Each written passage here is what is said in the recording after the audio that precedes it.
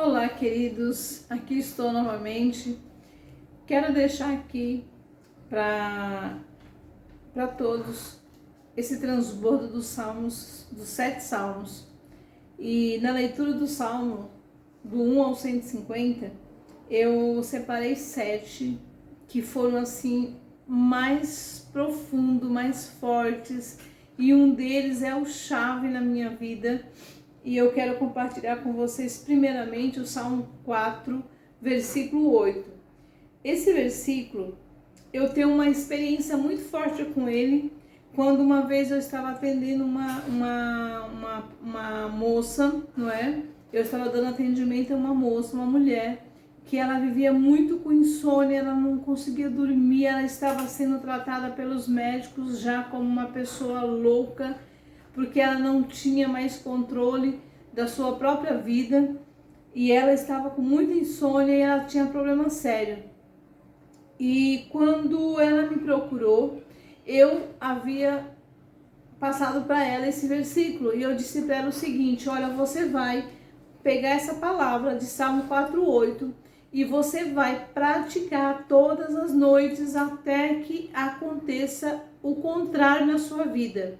E ela dizia: não, mas eu não consigo dormir, nem os remédios estão fazendo efeito. Eu falei: você vai dormir tanto que você não vai mais querer tomar essa medicação. E eu usei assim de forma muito natural. Eu falei para ela: olha, você vai pegar Salmo 4:8. Este é um remédio excelente para insônia. E aí eu apliquei isso na vida dela. E ela fez isso várias noites, todas as noites ela ia dormir. Então ela ia lá e lia: em paz me deito e logo pego no sono, porque só tu, Senhor, me fazes repousar em segurança. E um dia ela chegou para mim e disse assim: Ana, eu estou com outro problema. Eu falei: o que aconteceu? Ela falou: agora eu durmo até demais. Então ela não dormia e de repente ela passou a dormir muito. E esse versículo, para mim, esse versículo é uma palavra-chave desse capítulo. Por quê? Porque de fato, gente, de fato e de verdade, a minha vida inteira eu nunca precisei ir para o remédio. Já tive depressão, já tive início de depressão, já tive noites de insônias que é insuportável.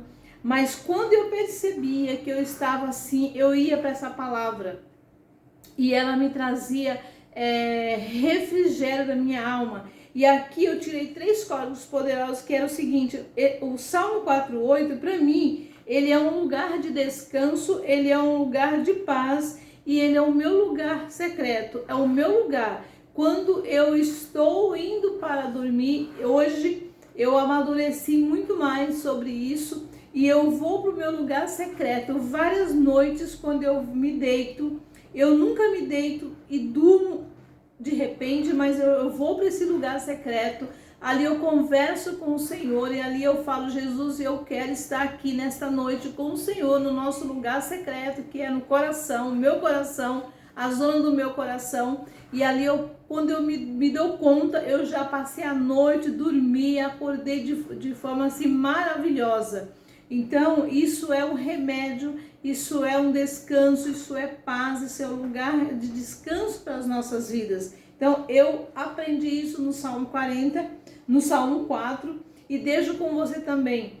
Pratique todas as noites. Se você tem insônia, se você tem problema de dormir, pratique essa palavra e coloca ela no seu coração e declara: em paz eu me deito e logo pego no sono.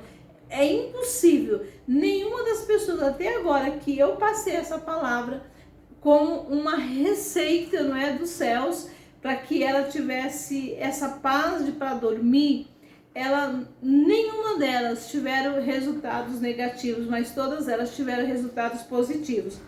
E o Salmo 6, Davi aqui diante de Deus, ele faz uma declaração, e eu estava analisando esse capítulo 6, Davi, ele tinha uma intimidade tão profunda com Deus. Não é por um acaso que Deus colocou Davi como o homem segundo o coração de Deus. E aí você fala: mas como assim? Davi foi um homem que pecou, um homem que falhou, um homem que fez tantas coisas. Se a gente for olhar bem a história de Davi e comparar com Saul, Davi acho que fez pior do que Saul. Só que existia uma diferença. Davi tinha um coração segundo o coração de Deus. Ele tinha um coração que era um coração que agradava a Deus. Era um coração quebrantado, um coração humilde. E por isso Davi alcançou essa graça do Senhor. E aqui ele diz assim, Davi fazia essas declarações e ele tinha consciência como estava o seu coração. Ele tinha consciência do seu estado atual. Ele tinha consciência de quando ele falhava, quando ele errava, quando ele pisava na bola. Qualquer coisa para Davi era motivo de correr e ir para a presença do Senhor. E aí eu pergunto, e nós estamos fazendo isso? O que você faz quando você pisa na bola? Quando você sabe que você falhou? O que você está fazendo quando você percebe que algo você marcou bobeira? Então Davi aqui, ele fez 3 coisas interessantes. Ele ia todas as vezes na presença do Senhor. O que Davi estava fazendo? Ele fazia aqui uma higienização através da oração. E é o que nós temos que fazer todos os dias. Ir para a presença do Senhor e falar, Senhor, limpa o meu coração. Então, Davi fazia uma higienização todos os dias. E Davi era um homem que ele buscava o Senhor de manhã, de tarde, de noite. Davi era um cara das madrugadas. Era um homem que meditava de madrugada, que meditava. Era um homem de meditações. Davi ele tinha consciência do seu estado do coração, como era. O segredo da intimidade de Davi era ter o coração quebrantado. E um dos segredos também era meditação. Davi tinha assim uma intimidade com Deus, ele tinha conexão direta com a fonte, ele tinha essa experiência de meditação. Ele diz, eu medito de dia e de noite. Então, gente, Davi tem aqui muitas coisas que nós podemos aprender com a vida deste homem. E não é por um acaso que Davi é o pai de Salomão, não é? Davi era um homem segundo o coração de Deus. E quando Davi passa o seu trono para o seu filho, o Salomão chega diante de Deus e fala, Deus, como que eu vou reinar? E o Senhor diz, Salomão, pede o que você quer. E ele fala, Senhor, eu quero sabedoria. Eu quero sabedoria para mim saber liderar esse povo, liderar essa nação, esse reinado. Então, nós vimos aqui um legado de um pai para um filho, não é? E vimos aqui a sabedoria, os códigos da sabedoria que Salomão trouxe e existe até o dia de hoje. Ele deixou esse mapa para nós podermos realmente descobri-los e conhecê-los, não é? E depois também no Salmo 16, os governantes são notados na terra. Então esse salmo ele é poderoso. E há um versículo, esse versículo diz o seguinte, que deixa eu ver se eu lembro do versículo aqui. Esse versículo diz que os notáveis, os governantes, não é?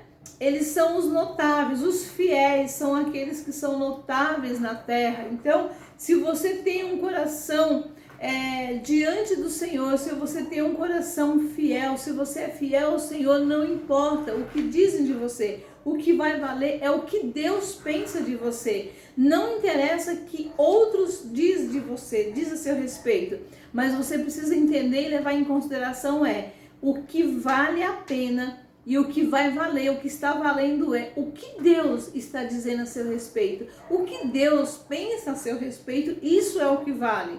Então fica aí uma dica para você que às vezes se sente deprimido, que você às vezes se sente injustiçado. Lembre-se que há um Deus que olha para você. Depois aqui, no capítulo aqui, ele fala que os governantes são os notáveis da terra, o Senhor é o nosso bem maior, o Senhor ao meu lado, eu não serei abalado. Então veja bem, Davi reconhecia isso, e nós também precisamos saber disso, que o Senhor ao nosso lado, não há o que temer, que o Senhor é o nosso bem maior. Então, não há nada maior ou melhor do que servir o nosso Deus. E no Salmo 17, havia uma conexão de coração para coração aqui no coração de Davi. Veja bem, Davi era um homem que se permitia sempre que o Senhor trabalhasse no seu coração. E a minha dica é: permita que Jesus mude seu coração. Se permita que Ele venha e que Ele mude a área que você precisa mudar. Que o Espírito Santo, se permita que o Espírito Santo mude as áreas que precisa ser mudado, que você não consegue fazer isso sozinho. O Senhor examina nossa consciência à noite. Olha que lindo, Davi tinha uma consciência de que enquanto ele dormia, o Senhor vinha e examinava a sua consciência. E você já fez essa pergunta? Você já pediu isso para o Senhor? Você já se colocou à disposição? Você já se permitiu? Senhor, eu vou dormir, eu vou deitar, eu vou me deitar e dormir, mas eu me permito que o Senhor examine a minha consciência, que o Senhor examine o meu coração. E a palavra de Deus diz que enquanto nós dormimos, o Senhor sonda os nossos corações. Olha que coisa linda. Até dormindo, Ele nos ensina. Olha que coisa mais linda. A minha boca não é falsa diante dele. Gente, Davi tinha uma clareza, uma convicção daquilo que ele era. Ele sabia quem ele era. Por isso ele dizia: Senhor, a minha boca, eu não falo falsamente, não sai palavras falsas da minha boca. Então o Senhor conhece a minha vida, o Senhor conhece quem eu sou, e Davi tinha essa segurança em Deus por conta disso. No Salmo 24, ele diz o seguinte: a grandeza de Deus está dentro de nós. Gente, para pensar, nós somos terra, feito pela terra, o Senhor nos fez da terra, e Ele colocou a sua grandeza, a sua riqueza dentro de nós. Então a grandeza dele está dentro de nós. Ele criou tudo com o poder da sua palavra. Tudo o Senhor criou com o poder da sua palavra. E Ele colocou dentro de nós esse poder para que nós também possamos possamos declarar com o poder da nossa palavra. Por isso temos que tomar cuidado com o que nós falamos, cuidado com aquilo que você declara, cuidado com aquilo que você deixa sair da sua boca, porque aquilo que sai, ela vai ser como uma semente. Então, se tem que sair, deixa sair coisas que vão fluir vida e não morte. Depois ele diz assim: os limpos de coração e puros de mão subirão ao monte do Senhor e governarão a terra. Até ele fala: quem subirá ao monte do Senhor? Os limpos de coração, os puros de mãos, limpos de coração, esses são aqueles que vão ir subir ao trono do Senhor, subir ao monte do Senhor. Os governantes subirão ao monte do Senhor. Gente, quem são os governantes? Aqueles que têm essa conexão com seus corações ao trono do Senhor, ao trono da eternidade.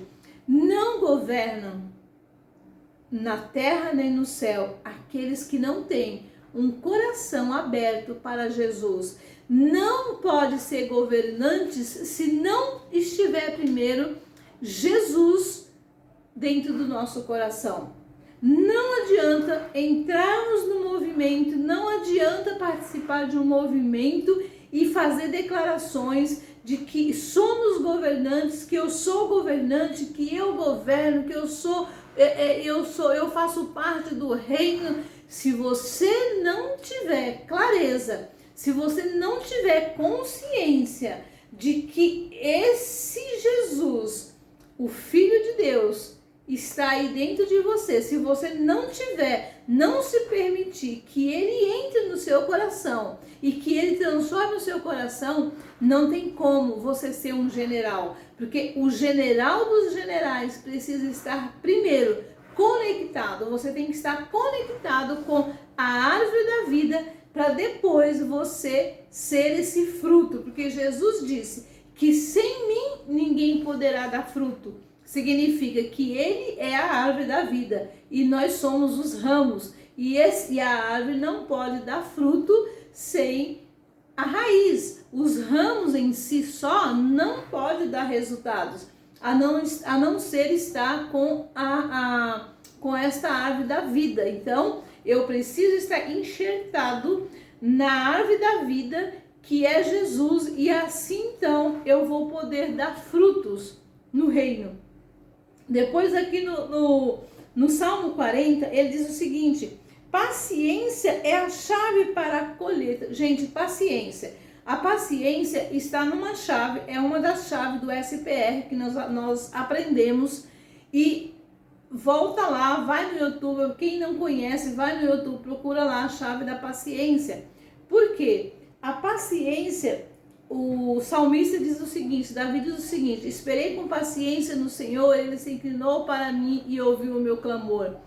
Vamos parar e pensar aqui que a paciência, ela é a chave para a colheita. Então, quando você planta uma semente, você não fica ao lado daquela covinha ali que você plantou, até você esperar ver a semente brotar, germinar, brotar, nascer. Não, você planta ali, você rega e você deixa e vai fazer outra coisa. Você vai plantar outras sementes. Então, nós precisamos entender que a paciência, ela vale para tudo. Eu preciso ter paciência no meu casamento, com os meus filhos, no meu trabalho. Eu preciso ter paciência com tudo que acontece ao meu redor. Eu preciso ter paciência de que eu estou iniciando um negócio e eu tenho que ter paciência e saber que no tempo certo essa semente vai me trazer resultados. Eu não posso ser precipitado de plantar uma semente e daqui uma semana eu olhar, não vi nada nascendo, eu vou lá e arranco essa semente. Se eu arrancar a semente, eu não vou ter o resultado daquela semente.